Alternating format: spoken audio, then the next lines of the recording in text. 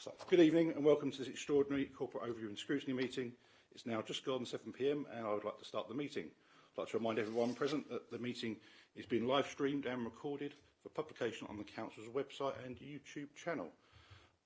Item 1, going to have apologies for absence. We've received apologies for absence from Councillor Tandy. I believe that is all. Just check Democratic Services. Yeah, Councillor Kent's just on his way. Excellent, thank you. Item 2, items of urgent business. I have not agreed to any items of urgent business for this evening's meeting. And moving on to item 3, declaration of interests. Does anyone have a declaration of interest they wish to make?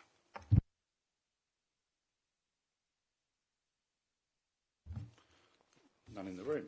Thank you. I'm just going to explain why this meeting is here tonight before we go on to item 4. So, the Thames Freeport, it was due to come to this committee next month. That would have been too late, in my opinion, for it to before it went to Cabinet. So, effectively, Cabinet would have seen the report before Overview and Scrutiny could comment and make recommendations on it. Hence, why we are here this evening. So, thank you very much for your attendance. And that brings us nicely on to item 4, Thames Freeport. This has been emailed and tabled to members. And can I ask Gerard McLeave to present this report? Thank you. Thank you, Councillor. The paper you have is in relation to the governance structure for Thames Freeport, which is part of the business case process that we've been going through over the last number of months. You will know from and seen from the report that Thames Freeport represents a significant economic opportunity for Thurrock in terms of jobs and investment over the next number of years. You will also note from previous presentations that it's largely private sector led from Forth Ports, DP World and Ford, with Thurrock Council as the lead local authority, but also as part of a wider local authority grouping with Barking and Dagenham and the London Borough of Haverey. The business case required that as part of the development of the management case that we have to set out the overall governance structure of how Freeport is going to be governed over the next number of years. And a governance board is to be established. The chair of that board has already been identified as Ruth Kelly, who you may know as the former Secretary of State. And the recommendations for this group is to note the potential economic benefits, to endorse the overall approach and regeneration potential for Thames Freeport, but also importantly to provide comments and advice and support in relation to the recommendation that will go to Cabinet on the 7th of December, which is largely about the appointments to that board on behalf of Council. And I guess just before I open it up for any questions or comments, just a few headline points to make you aware of. In terms of the process, the business case was formally submitted on the 14th of April to DLUC. And over the last number of months, they've been going through a quality assurance process. A number of government departments will have commented on it. They then come back with what they call critical actions to take it forward to the next stage. The process that we're now in, working with the private sector partners, is to respond to those critical actions. And as part of that was an update to the governance structure. And I should also say that with regards to governance and the structure, it's largely been framed by the guidance that DLUC have set in the first place. So in other words, in setting up a board, it has to have the tax side partners on it. It has to have all the local authorities on it for whatever local authority is within the outer boundary of the Freeport. And this applies to all Freeports. It has to have regional stakeholders. So in our case, for example, that could be the Thames Estuary Growth Board. DLUC have to have representation, and it's also limited to 12 members. So there's a guidance that the department had previously set out. It's anticipated that the first formal meeting of the Thames Freeport Board will take place early in the new year, trying to get dates for January, but may well just slip into February. And that will ultimately depend on the approvals process for the FBC. So subject to Cabinet approving the governance structure and not formally going back into DLUC, the Secretary of State will then quality assure the business case, and we anticipate announce approval early in the new year, probably January time. Once that happens, then the board can formally meet for the first time. And also then that board will ultimately be accountable to government through a memorandum of understanding between the Thames Freeport Governance Board and DLUC. And largely it's around focusing on delivery of the 3 strategic objectives of Freeport policy. So how does Freeport contribute to creating a global trade and investment hub, in our case here in Thurrock, a centre for innovation, but really importantly, how Freeport can actually support regeneration and levelling up right across, in our case, Thurrock communities. I'm happy to take any questions or comments that the members may have. Thank you very much for your report. I've got one quick question. 4.6, I don't know what page it's on, but it says Member of Parliament will have an observer role on the board, providing a link to a wider government policy. Is that one particular Member of Parliament or all of them across the authorities? It's all members of Parliament across the 3 local authorities would be invited to attend meetings. Thank you for that. Just for the benefit of the audio recording, Councillor Kent's just joined the meeting. Councillor Carter has a question. Thank you, Chair, and welcome to your new role. So the Freeport, we've just all come out of a closed briefing that wasn't the best, and the Freeport is a great opportunity for Thurrock. It's sort of like a light at the end of the tunnel, and a lot of the stuff in the report is very positive. I did just want to ask about the. It says 68% of the public and private investments will be in Thurrock. How much of this is estimations and how much is already agreed?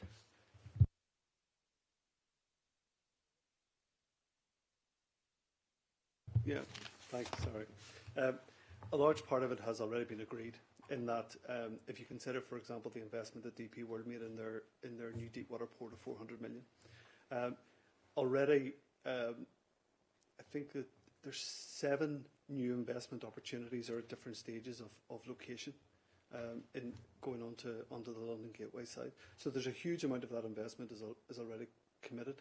We also think about the £25 million of seed capital monies that will also come from government to the Freeport. Again, that's for all 8 Freeports. And then some of that, Councillor Carter, is then estimated over the next 10 years. So we have an idea of, for example, the size of the plots that might be available across each of the 3 sites. We know the types of businesses that are being targeted, and we can work out then what level of investment is going to go in, the types of jobs that might be created as a result of that. And again, that's linked to other parts of the Freeport offering, in that the Freeport is working very closely with the Department for Trade and Investment about attracting new inward investment as well. So it's a mixed bag of some of it has already been secured and some of it has been estimated.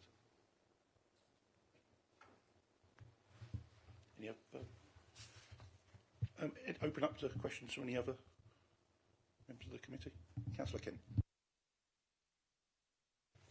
So we're asked to note the approach to investing retained business rates and regeneration and infrastructure, section 2.4. Section 2.4 says that the Freeport business case originally proposed borrowing to invest in regeneration infrastructure support to further growth. Do I take it then that borrowing is no longer going to happen? Yes, that's correct. So when we had a report last time on this, we were told that we could extrapolate the extra business rate that would be accrued and then borrow against that. And I can't remember what the figure was, but it was a huge figure, something like £300 million. Something a figure almost getting on for the council's yearly deficit, which would give us the chance to get ahead of the game. If that's not now going to happen, I kind of have a concern about the viability of the whole project in regard of the extra kind of traffic that's going to be generated, the extra congestion, and how we ameliorate that in advance. So some of my enthusiasm there is waning. We're also asked to consider the proposed governance structure. The governance structure still has Thurrock Council as the accountable body. I'm not convinced that with the current state of Thurrock Council, with the way that the officer corps is stretched almost to breaking point, that we have the capacity within the organisation to take on that role. And I'd be grateful for Mr McLeod's comments on that. Okay, should I comment on the retained business rates element first? So in the original prospectus for Freeport, there were a number of different ways that retained business rates could be used. And local authorities could borrow against future retained rates that might come down the line. Some Freeports went down that road. We were one of them. Others didn't. And one of the approaches that we're taking is that the retained business rates would be used as they come into the council. So it's not that money has been lost. It will still come into the council to be used for regeneration and levelling up purposes connected with the development of the Freeport. And you're right, the number that was estimated originally was around 300 million. It's one of the things that we've been doing as part of the remodelling of that, because DLUC actually has asked exactly the same question, is to look at, well, what is the impact of that going forward? And there are a number of impacts. Well, first of all, we will no longer have borrowing charges against that money. So some 200 million is now available to go back into investment for projects in the Freeport. So the retained business rates will still accrue to the council, and we would still have the money available to use it for regeneration and levelling up projects. We just won't borrow to do everything right away up front, is the first point. And the second point in relation to the accountable body status, you will note from the paper that the commissioners will have a role certainly during this period of intervention. And in terms of the officer group being stretched, one of the things that we've always said this from the very start, we would have to build an additional capacity in any case in order to be able to deliver Freeports. And part of the funding from the retained business rates is actually for operational activity of any additional capacity that the council require or the Freeport itself, because part of the retained business rates are to fund the office of the Freeport. Do you have a further question, Councillor Kemp? No, but I think my observation stands. The ability to borrow against future business rate, to put in infrastructure from day one was a huge selling point for the Freeport. Now that we've lost the ability to do that, I think it puts a question mark over it. I understand again the bit about being able to take some of that money to employ officers and to put the court together. That's not the only capacity issue. You know, it's about energy, it's about other forms of capacity, and I genuinely think that this may be a stretch too far.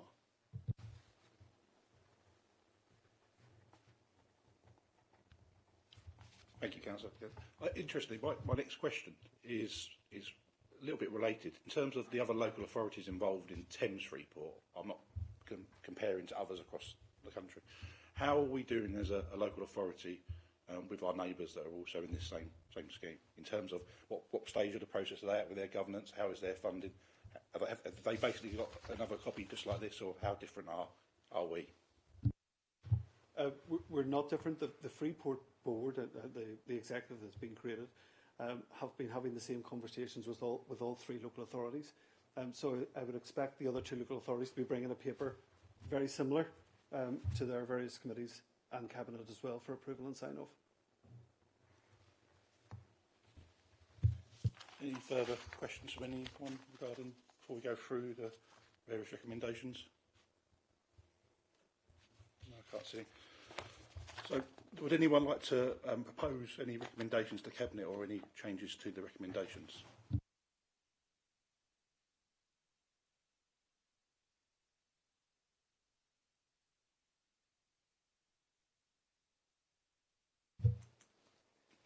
Well, I think for me, I made some comments that I would like to be fed into Cabinet on the 7th when this is discussed.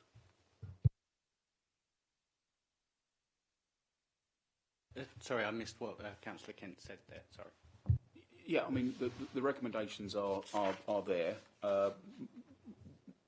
We're kind of asked to comment before Cabinet on the 7th. You know, I think I've made some comments that I would like to be fed into Cabinet. Thank you. Sorry. Councillor, I don't want to take words out of your mouth. If I propose something and see how it sounds. We'll go through all the recommendations that are obviously there, but add on that overview and scrutiny committee, had comments regarding the local authority's ability to head to the scheme, and disappointment that the business rates were not. It's going to be a longer process rather than an upfront with that money for the regeneration projects. Yeah, we're asked to provide comments on the report. That's the recommendation. I think some of us have made some comments. I'd just like the comfort that those comments will be fed into the meeting. I don't know. I'll let other members speak themselves. I actually agree with Councillor Kent. I think it's not great that this is now going to be a much longer process to get the benefits of it. I know they're going to be hopefully coming, but before it was a quick win, and now it's going to be a much more drawn-out process. Councillor Holloway? Just for the purposes of a possible recommendation, so that we can ensure that it's commented, so the recommendation be something like for Cabinet to consider and respond to the comments made at the meeting of the Corporate Overview and Scrutiny Committee, so that in that way we can get a response, an exact response from the comments that have been made and concerns made by Councillor Kent. If that's helpful to Democratic Services. Thank you, Councillor Holloway. I'm quite happy to say about the challenges that obviously the authority will have to deliver this project, and also now that the funding is not going to be given back to projects around Thurrock quite as quickly. I'm happy to take a vote on that if everyone is happy for that to go on to the recommendations to Cabinet. Yeah, that's fine. Yep. Agreed, yeah. Okay, seconded and unanimously agreed. Thank you.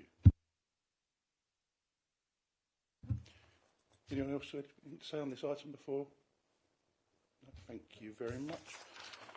With that, thank you everybody. That concludes the business of the meeting this evening. I now declare the meeting closed at 19:20 p.m. Thank you.